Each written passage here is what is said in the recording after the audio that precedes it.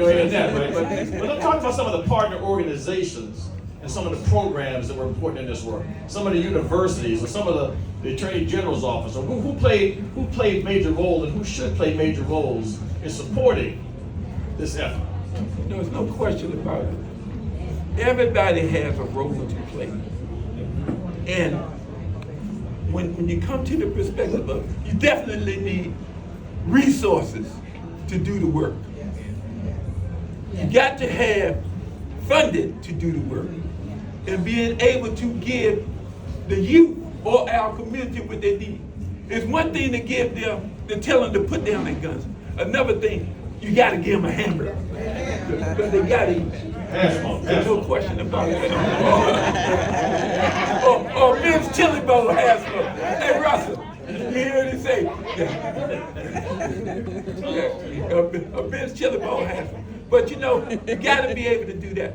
And in our case, we was fortunate enough to have David Gilmore, who was a receiver of DC Housing Authorities, that basically came in with the employment to be able to hire the kids, to be able to put them to work. When we were taking down the graffiti on the walls over there, you're now entering into a war zone. My man Spider was killed.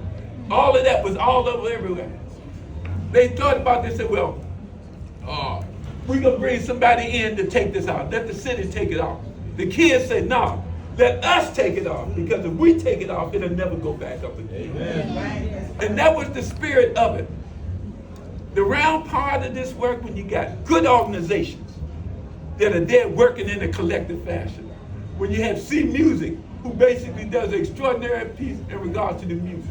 When you have 100 Fathers, that's basically put together the fatherhood program. When you have Joe Patterson, Parent Watch, that's able to do the work. When you got Inner Voices, that's able to be able to make a part. Now, I know I'm gonna forget something. You got Union Temple Church, you got New Macedonia, then you got so many other churches. Collectively, we can stop this thing here. No question about it. But one of the main things, and you all can constantly hear this now, we got to have God in front of us to be able to make a difference. God is the spiritual component to it. And I tell the folks that's doing the work now, the interventionists that's doing the work, especially when we get to talking about it's time to be involved, which is the purpose for why we're here also today, to help to raise funds for this extraordinary group of men and women that are doing the work. That's the PR part of it. But collectively, we come together to make the difference in regards to what's happening. And you know, when I hear that God is in the center of everything, I think about the pain and the healing. The pain and the healing. How many people in this room have lost somebody to gun violence? Almost everybody, right? Or we know somebody close, a neighbor, a friend. We've had 3 young men in Ben's Chili Bowl killed. 3 young men, workers. And I had a cousin, first cousin, shot in the head at First and Kennedy Street. Okay. All of us have experienced living in this city. All of us are touched by this. And this healing is needed.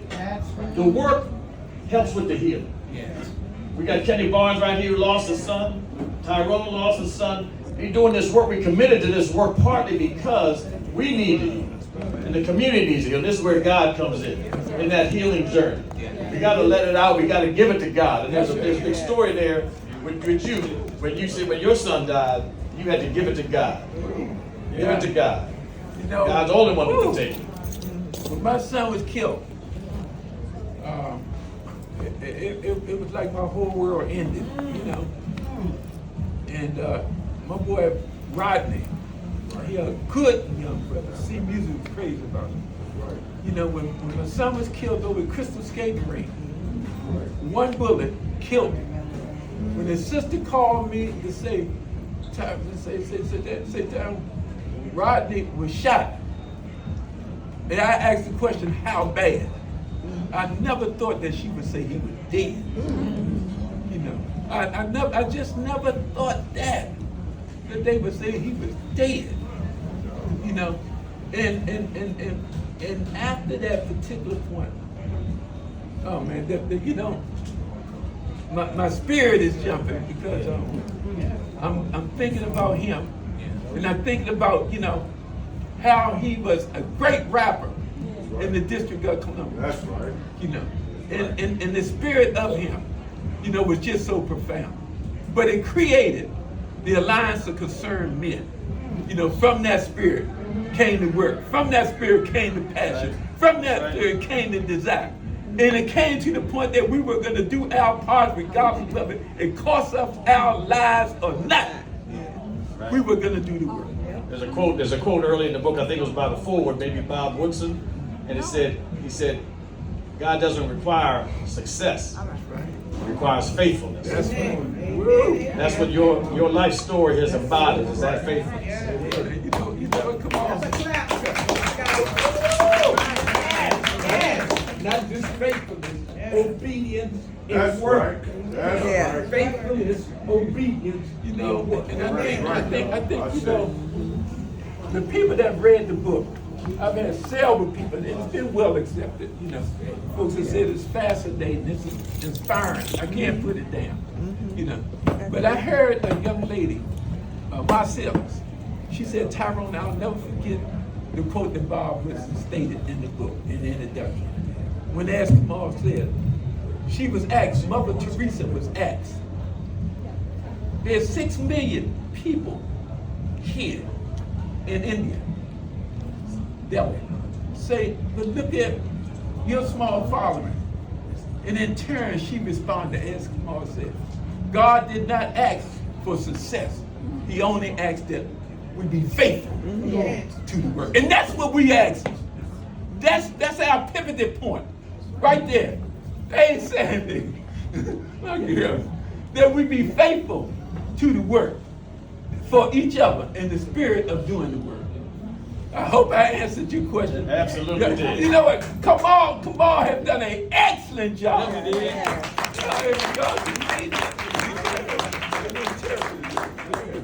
And I know we got some other people you may want to call up. We're not going to tell this whole story of this book, because y'all need to read this book. Everybody who came late, we need everybody about 2 copies. One for yourself and one to give to a young person. All right? We're going to say that over and over. We want everybody to buy this book. That's right. But we're going to end, I'm going to end my piece with this, about this work, and a quote from you, is that they never period, it's a comma. Talk about that. Come on. I always say, the work, and I recall so clearly, we was up in Benton Terrace. Oh man, we was up in Benton Terrace in Tucson, and a kid took Rico's computer, Rico Rush computer, and just picked it up and just crashed it in the ground in front of him. And Rico just looked at him and smiled and walked away. Never period, always a comma. Rico, when the kid got Derek Ross, who was in charge of the circle, when he got married, you know who he asked to be his best man? Rico Rush was his best man. And on top of that, come to find out that the reason why Derek felt that way, because Rico looked like his father, who had abandoned him. I know who had abandoned him. So, that was the spirit of the work that we have done and that we continue to do. So, in that spirit there, Kamal, the work goes on, and the work goes on. But the blessing for the work is that I always say, I am too tired to continue, but too committed to quit. And that's our spirit. All our spirit that gathered in here today to make a difference for our people. Because our people we love. And to God we give our lives for our people. And the God that we serve. So having said that, are we at the end of our presentation?